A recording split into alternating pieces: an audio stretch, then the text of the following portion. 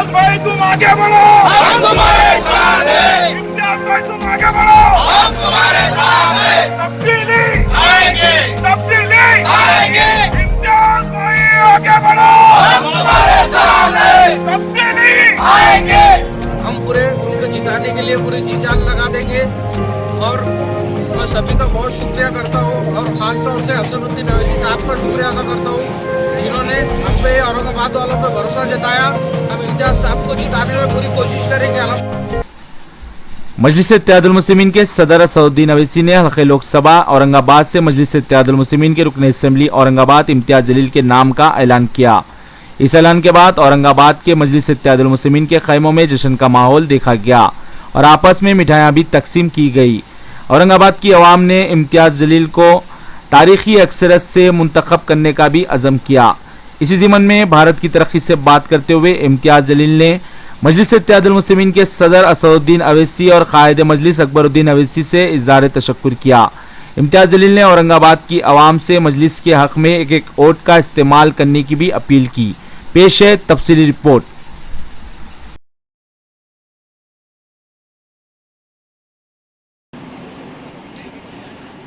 इस वक्त हमारे साथ सीधे बातचीत करने के लिए मजलिस इत्तेहादुल मुस्लिमीन के रुकन असेंबली औरंगाबाद इम्तियाज जलील जी मौजूद है और अभी दारुस्सलाम में एक मीटिंग मुनक्किद की गई थी। उसमें लोकसभा औरंगाबाद की सीट के लिए इम्तियाज जलील को उम्मीदवार का ऐलान किया गया है।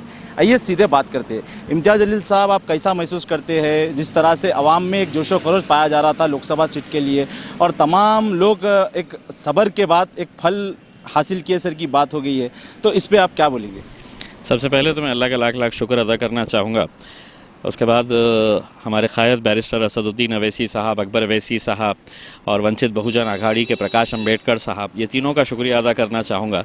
ये बिल्कुल सही बात है कि आवाम के अंदर बहुत ज़्यादा जोश था, उनकी ख्वाहिश थी, उनकी उम्मीदें थी, उनकी तमन्ना थी कि मजलिस ने भी औरंगाबाद से इलेक्शन लड़ना चाहिए।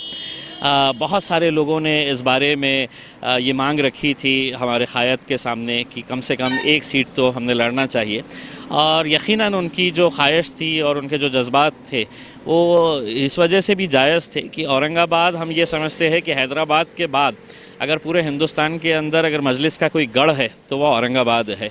और ऐसी सूरत के अंदर जहाँ पर आपके एक एमएलए है, 25 कॉरपोरेटर्स है, तो यकीनन लोगों की उम्मीदें थी कि नहीं, औरंगाबाद से लड़ना चाहिए। और वही ख्वाहिश को आज कबूल करते हुए असद साहब ने ऐलान किया है कि इंशाल्लाह हम औरंगाबाद से लड़ेंगे और वो एज़ाज़ मुझे हासिल हुआ है। अब दुआ करिएगा कि इंशाल्लाह टिकट तो मिल गया है, अब जीत की तरफ हमें बहुत मेहनत करने की ज़रूरत है। इम्तियाज जलील साहब, ये जो औरंगाबाद में सेकेंड फेज़ में जो इंतखाबात होंगे, इस टाइम असदुद्दीन अवैसी साहब भी जैसा कि किशनगंज भी जाने का ऐलान किए, अकबर साहब भी कल के एक जलसे में कहे थे कि मैं भी जाऊंगा वहाँ पे जलसे से मुखातिब करूंगा। क्या इन बीच ये बात भी तय की गई है कि कौन से जलसों में असद साहब टाइम देंगे आपके औरंगाबाद के लिए? देखिए, ये सही बात है कि 11 तारीख़ तक असद साहब का हैदराबाद में उनका ख़ुद का इलेक्शन है। फिर उसके बाद जो दूसरा सेकंड फ़ेज़ है वहाँ पर हम किशनगंज बिहार से जो इलेक्शन लड़ रहे हैं उसके लिए असद साहब जाएंगे और उसके बाद थर्ड फेज़ के अंदर हमारा आता है। तो असद साहब ने तो यकीन दिलाया है कि वो आएंगे और हमारी ख़ुद की ये ख्वाहिश है कि अगर जीतना है तो हम असद साहब के बगैर है तो वो मुमकिन है, सोच भी नहीं सकते हैं। और असद साहब से हमने वही इसरार किया है कि आपका आना वहाँ पे ज़रूरी है, प्रकाश अम्बेडकर साहब का आना ज़रूरी है और दोनों ने ही ये वादा किया है, यकीन दिलाया है कि इंशाल्लाह वो आएंगे। हमारी ख्वाहिश है कि अकबर साहब ने भी वहाँ पे कम से कम 1-2 जलसे लेना चाहिए, लेकिन उनकी सेहत को देखते हुए देखा जाएगा आगे इंशाल्लाह। जिस तरह से प्रकाश अम्बेडकर साहब एक हफ़्ता पहले एक ऐलान करे थे कि बम्बई और औरंगाबाद की सीट छोड़ रहे हैं, इस मरतबा कौन सी सीट, जैसा और अभी ऐलान हुआ है कि औरंगाबाद की सीट के लिए, क्या बम्बई के लिए भी ऐलान किया जाएगा क्या? नहीं, बम्बई के ताल्लुक़ से असद साहब ने यही बताया है कि उन्होंने अपना डिसीजन प्रकाश अम्बेडकर साहब को बता दिए है कि वो मुंबई से इलेक्शन नहीं लड़ेंगे। यानी कि इसका मतलब ये है कि हम सिर्फ औरंगाबाद ही की एक सीट के ऊपर लड़ने वाले हैं। मजलिस लड़ेगी और मजलिस के साथ साथ वंचित बहुजन आघाड़ी, तो हम दोनों मिलकर इंशाल्लाह औरंगाबाद को एक बेहतर शहर कैसा बनाया जाए इसके लिए पूरी कोशिश करेंगे, जीत के आएंगे वहाँ पे। ये और प्रकाश अम्बेडकर साहब के कितने सीट डिक्लेयर हुए अभी तक? देखिए तकरीबन एक 38 सीटों का तो मुझे इल्म है, लेकिन पिछले 2-3 दिनों से मैं बराबर से टच में नहीं हूँ, क्योंकि हम औरंगाबाद के ही मसले के अंदर उलझे हुए थे। तो अभी तक मेरे हिसाब से एक 38-40 सीटों के ऊपर उनका डिक्लेरेशन हो चुका है। इस मरतबा बैरिस्टर असदुद्दीन अवैसी की साहब के साथ अकेले अवैसी साहब नहीं जाएंगे, इम्तियाज़ जलील साहब भी जाएंगे, किशनगंज से अख्तरुल ईमान साहब भी जाएंगे। क्या ये काम आप अभी औरंगाबाद लोकसभा सीट की कमान संभाल रहे हैं, ये मुमकिन हो पाएगा? इंशाल्लाह ज़रूर मुमकिन हो पाएगा, क्योंकि नौजवानों के अंदर जो जोश है, जैसे ही ख़बर अभी औरंगाबाद में पहुंची है तो हमें ये इत्तला मिल रही है कि हर इलाके के अंदर मिठाइयाँ तकसीम हो रही है। लोग गाड़ियाँ रुका के जिस मिठाई दुकान के ऊपर जितनी मिठाई है वो सब लाकर है तो बांट रहे हैं। तो ये जो एक खुशी है और एक जोश और जज्बा जो है नौजवानों के अंदर, मुझे पूरा यकीन है हम मेहनत करेंगे, पूरी शिद्दत के साथ मेहनत करेंगे। जीत और हार का जो भी फ़ैसला होगा वो अल्लाह के ऊपर छोड़ेंगे, लेकिन हमें पूरा यकीन है कि औरंगाबाद के माहौल और औरंगाबाद के नौजवानों बुज़ुर्गों के अंदर जिस तरह की एक उम्मीद है, एक जोश है, तो उसे देखते हुए असद साहब इस बार अकेले पार्लियामेंट के अंदर नहीं जाएंगे, ये तो तय हो चुका है। इंशाल्लाह महाराष्ट्र से भी उनको एक साथी मिलेगा, बिहार से भी एक साथी मिलेंगे उन्हें। इस तरह से ये कहा जा रहा था कि महाराष्ट्र में कोई मुस्लिम पार्लियामेंट लोकसभा सीट के लिए उम्मीदवार अभी तक मुंतखब नहीं हुआ। क्या इस मरतबा यकीनन इम्तियाज़ जलील साहब महाराष्ट्र के लिए मुस्लिम उम्मीदवार जाएंगे लोकसभा से? देखिए ये बहुत सही बात है, बहुत अफसोस होता है ये बताते हुए कि महाराष्ट्र की 48 जो लोकसभा की सीटें हैं उसके अंदर कई ऐसी कॉन्स्टिट्यूएंसीज़ है जहां पर मुस्लिम अक्सरियत है। उसके बावजूद भी जो अपने आप को सेक्युलर पार्टियां कहती है, हम भाजपा से उम्मीद नहीं लगा सकते, उन्हें मुसलमानों से कोई लेना देना नहीं है, शिवसेना का मुसलमानों से कोई लेना देना नहीं है। लेकिन जो कांग्रेस और राष्ट्रवादी कांग्रेस अपने आप को सेक्युलर पार्टी कहती है और ये दावा करती है कि मुसलमान हमेशा हमारे साथ रहे हैं, तो क्या इसका मतलब ये है कि मुसलमानों ने सिर्फ आपको वोट देते रहना? आप एक सीट भी अगर नहीं दे सकते हैं तो आज ये वक्त आया है कि इनके जितने भी बड़े बड़े लीडर्स हैं, वो लोग जो उन पार्टियों से जुड़े हुए हैं, वो हर मुसलमान ने अपने लीडर से ये पूछना चाहिए कि क्या मुसलमान 70 सालों से सिर्फ यही काम करते आ रहा है और आगे भी यही करता रहेगा कि हम वोट देते रहेंगे और सत्ता में तुम जाकर बैठेंगे? कम से कम ये जिम्मेदारी थी कांग्रेस और राष्ट्रवादी की कि एक एक सीट कम से कम वो देते और चुना कर भी लाने के लिए है तो वो जद्दोजहद करते, लेकिन ऐसा नहीं हुआ है।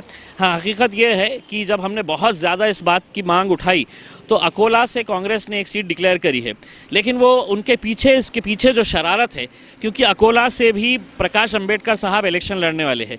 कांग्रेस अच्छी तरह से जानती है कि अगर वो मुसलमान को टिकट देते हैं तो ना तो मुसलमान जीत सकता है और ना हमारा दलित भाई जीत सकता है।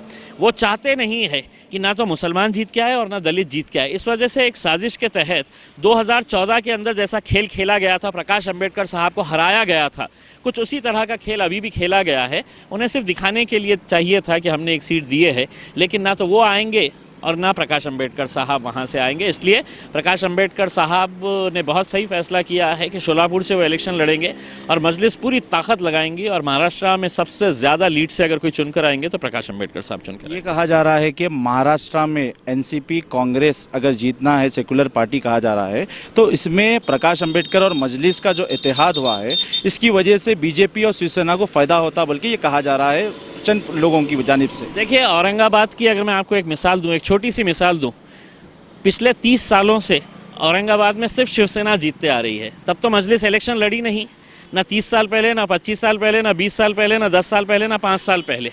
ये पहली मर्तबा हम लोकसभा का इलेक्शन लड़ रहे हैं। क्या वजह है कि हम नहीं होने के बावजूद भी, कांग्रेस और राष्ट्रवादी पूरी ताकत लगाने के बावजूद भी, महानगर पालिका के ऊपर शिवसेना भाजपा है, एमएलए चुन के आते हैं तो शिवसेना भाजपा के चुन के आते हैं, एमपी पिछले 25 सालों से कौन चुनकर आ रहा है तो शिवसेना का चुनकर आ रहा है। तो सवाल ये है कि हमारे ऊपर इल्ज़ाम लगाना बहुत अच्छा आसान बात है, लेकिन कभी कभार आईने में भी झाँक कर देखे, आईने के सामने खड़े रह के हकीकत को समझने की कोशिश करे कि हम जब नहीं थे तो फिर किस तरह से ये लोग जीत रहे थे। एक बात समझ में आ गई है कि औरंगाबाद में ना तो कांग्रेस की ताकत है, ना राष्ट्रवादी की ताकत है। अगर शिवसेना को और भाजपा को कोई हरा सकता है तो सिर्फ मजलिस हरा सकती है और इंशाल्लाह 2019 का इलेक्शन ये साबित करके दिखाएगा। जिस तरह से औरंगाबाद पार्लियामेंट सीट के लिए 6 असेंबली हलके होते हैं, तो उसमें यकीनन आप एक असेंबली हलके से उम्मीदवार है, मतलब जीते हुए हैं, तो ये तमाम जो हलके हैं उसमें कामयाब होने के लिए आप क्या कोशिश करेंगे? कोशिश मुझे नहीं है, आवाम का जोश और आवाम का जज्बा देख के ही हमें हिम्मत हुई कि नहीं, हमने इलेक्शन लड़ना चाहिए। अगर हमारे आवाम के अंदर जोश नहीं रहता, नौजवानों के अंदर जोश नहीं रहता, तो शायद ही हम ये हिम्मत कर पाते। लेकिन वहाँ का एक जुनून और जुस्तजू जो देखने के बाद हमको यकीन हो गया था कि मजलिस को सिर्फ टिकट देना है, इंशाल्लाह पूरा काम आवाम वहाँ पे करेगी। आप पहली मरतबा रुकने असम्बली मुंतखब होकर आए अचानक, फिर अब ये रुकने पार्लियामेंट के लिए उम्मीदवार बनाए गए हैं, आप ये तमाम चीज़ों में कैसा महसूस करते हैं ये चीज़ के लिए? देखिए ये पूरा जो मामला है ये सब नीयतों पर दारोमदार होता है। अगर हमारी नीयत साफ़ है, जिस नीयत से हम लोग इस मैदान में उतरे हैं, मैं असेंबली का इलेक्शन, एमएलए का इलेक्शन जब लड़ने उतरा था तो महज 22 दिन पहले इलेक्शन लड़ने के लिए उतरा था मैं। लोग कहते थे कि ये मुमकिन ही नहीं है कि 22 दिन के अंदर कैसा हो पाएगा, लेकिन हम कहते थे कि अगर हमारी नीयत साफ़ है तो इंशाल्लाह अल्लाह रास्ते बनाएगा। और कुछ इसी तरह का भी आप मंज़र देखेंगे, अगर हमारी नीयत साफ़ है तो इंशाल्लाह पार्लियामेंट के अंदर औरंगाबाद से कई सालों के बाद, 40 साल के बाद एक मुस्लिम एमपी दोबारा पार्लियामेंट के अंदर जाएगा। फिर से गुंबद खजरा के हरे परचम के बाद मजलिस का परचम क्या औरंगाबाद में फिर से लहराया जाएगा? इंशाल्लाह इंशाल्लाह इंशाल्लाह। और एक आखिरी सवाल, औरंगाबाद की आवाम को आपकी जानिब से क्या मैसेज देना चाहेंगे अब मुत्तहिद होके मजलिस को काम करने के लिए? देखिए 2014 के अंदर जब मजलिस महाराष्ट्र के अंदर आई थी, औरंगाबाद में जब हम इलेक्शन लड़ रहे थे, तो इस तरह का माहौल तैयार किया गया था कि ये एक फ़िरका परस्त पार्टी है, कम्युनल पार्टी है, ये से भाषणें देते हैं। लेकिन पिछले 4-4.5 सालों के अंदर हमने जो काम किया है, आज कितने सारे गैर कौम के लोग हैं जो हमारे साथ जुड़ रहे हैं और लगातार जुड़ते जा रहे हैं। तो हम लोगों से यही कहना चाहते हैं कि हमेशा से ही जात, धर्म, मज़हब के नाम के ऊपर औरंगाबाद ने वोट देते आया है, इसलिए औरंगाबाद इतना पीछे रह गया है। अब एक बार कई सालों के बाद अपने शहर के लिए वोट दीजिएगा, मजलिस को वोट दीजिएगा, मुझे वोट दीजिएगा और देखिए हम शहर को कैसा बदलते हैं। अब ऐसा लग रहा है कि औरंगाबाद की आवाम के साथ साथ भी अजला और हैदराबाद की आवाम भी आपके लिए कमर कस के मेहनत करेंगी। मेहनत का तो पता नहीं है मुझे, लेकिन दुआएं मेरे हिसाब से लाखों और करोड़ों लोगों की दुआएं हमारे साथ में रहेगी। पिछले 3 दिन से मुझे मक्के शरीफ से फ़ोन आता है, सऊदी अरब से फ़ोन आता है, अलग अलग देशों से फ़ोन आते हैं कि साहब क्या हुआ, टिकट का क्या हुआ है। तो यकीनन वो लोग जो यहाँ नहीं आ सकते, उनकी दुआओं में हम ज़रूर शामिल रहेंगे और इंशाल्लाह उनकी दुआएं रही तो वो बहुत कारगर साबित होगी। इम्तियाज़ जलील साहब, ये इतना लेट फैसला क्यों हुआ ये सीट के लिए? देखिए असद साहब का है, असद साहब का जब भी जो भी फ़ैसला आया हम उसे कबूल करने वाले थे और यही बात है कि आज असद साहब ने फ़ैसला किया है। लेट आया, जल्दी आया है, नतीजे क्या आएंगे ये आप देख लीजिएगा।